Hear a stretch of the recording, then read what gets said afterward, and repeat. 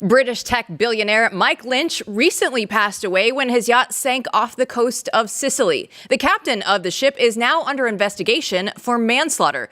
And on the same day, Lynch's colleague, Stephen Chamberlain, died by getting hit by a car while on a jog. So these accidents occurred just a month after the two men were acquitted of charges related to alleged fraud. Now, these suspicious circumstances have led to no shortage of conspiracy theories. So here to break down those for us is James Poulos, the BlazeTV host of 0 Hour. So James, we love a good conspiracy theory. So what are some of them that are surrounding these events? Hey, Jill. Well, this is a crazy one. There's a lot to work through here. I'll try to hit the highlights. The first thing that's on the table here is what exactly happened to this super yacht that was carrying Mike Lynch, as well as some other folks, including the head of Morgan Stanley International. A lot of UK subjects out there. Some members of the venture fund Invoke Capital that belonged to Mike Lynch, which maybe we can get to in a little bit. What was strange about the capsizing of this boat was there was another ship, another yacht nearby that was also anchored in the area that was not destroyed and really not even damaged by this storm. There were initial reports that it was a water spout that took the boat out. Local investigators, the Italians, this is off the coast of Sicily, said that it was more likely that it was just kind of like a flash storm that was more of a downpour. So there are questions about the boat. The boat's known to have this very tall mast. It's one of these sailing super yachts. There are questions about whether the mast was so heavy that it kept the boat capsized. But then there are other questions. This is the kind of boat where if you really batten down the hatches, it should be unsinkable. That's according to the designer of the boat. So there are questions of whether or not somebody sabotaged the boat or left something open that should have been closed during the storm that did hit. So all kinds of questions here. A 1-year-old was fortunately saved from the disaster by the mother, who's a member of this Invoke Capital that belonged to Mike Lynch. So there's some questions swirling around that. Then we've got the car accident. The Stephen Chamberlain, who is the CFO of Autonomy, this highly regarded British sort of tech AI company. The CFO was hit, as you said, by a car. The local police have the make and model of this car. It's one of those British brands that no Americans ever heard of. They have a woman, a 49-year-old woman who was taken into custody, or at least questioned. Identified as the one who hit Chamberlain. Police put out a call for witnesses, and there were none. So, like you said, they died on the same day. Very suspicious. Both of them acquitted in a recent trial in San Francisco, which was brought to basically hold them liable for some shenanigans, which we might also get into, pertaining to the sale of this firm Autonomy to Hewlett Packard back in the 2010s. This was a huge scandal at the time. Hewlett Packard acquired the company for billions and billions of dollars, and then very soon thereafter had to write down about $8.8 billion as a loss. There are some interesting questions about who was president of Hewlett Packard at that time, why his tenure was so short. Why he made such a really a 180 in sort of defining Hewlett Packard's business model. And the acquisition of this company was designed to be the piece that allowed Hewlett Packard to pivot in this massive way from hardware to software. So lots of questions here, and we're just beginning to scratch the surface. So we have, on the one hand, Hewlett Packard buying this company for, I think it was $11 billion in the 90s. Fraud case comes out of it. These guys were both involved.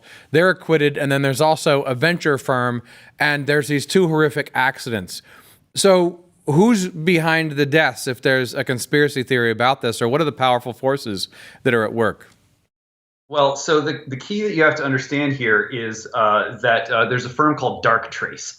Darktrace is a cybersecurity firm. Darktrace was the first company that was backed by Invoke Capital.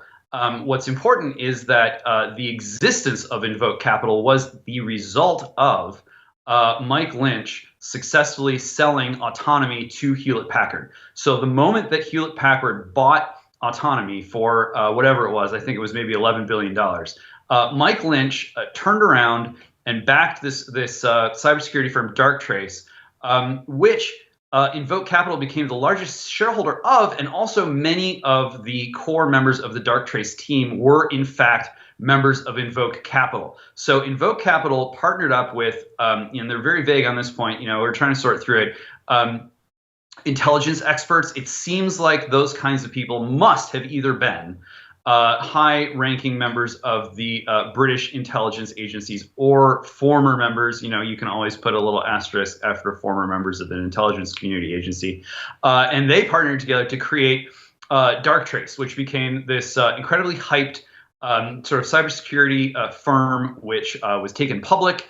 The valuation sort of spiked, you know, perhaps not surprisingly.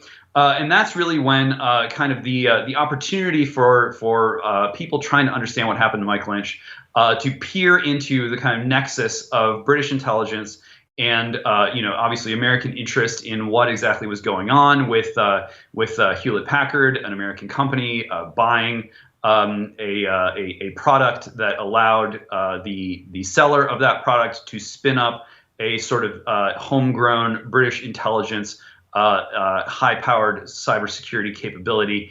It very quickly became a matter of national security, not just for the UK, but obviously for the US as well. Now, what's interesting, there's a guy by the name of Leo Apotheker. Leo Apotheker was CEO of SAP, one of those big German companies. He was, in fact, at the time, the only, or let's see, the second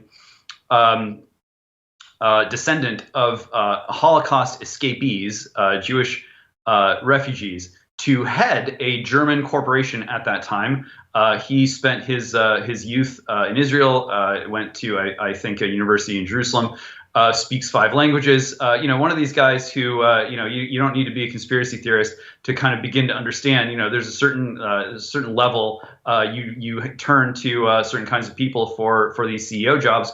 People who are well-traveled, people with a lot of international connections, people who have facility with multiple languages. And so this is the guy who becomes the CEO of Hewlett Packard in this very narrow window here, where HP decides that they're going to make this huge swing from the kind of consumer hardware goods that they're known for to software. And autonomy was going to be the big piece. So he's the one who made that decision. Then they had to write down the acquisition.